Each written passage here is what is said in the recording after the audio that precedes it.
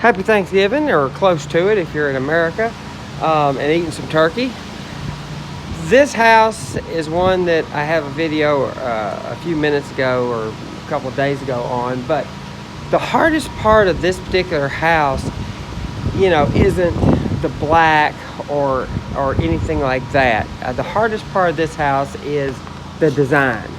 And it's hard to see, but right here you have the gutter, and then you have a lip on the fascia, and that lip comes down about this far down past the horizontal lip. So what it does is creates this little bitty area right back here that is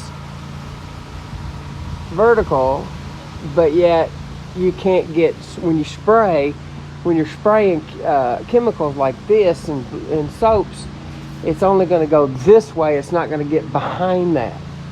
So that means either you have to use a brush, or you have to come in here and hit it, that little lip, from this angle to get it.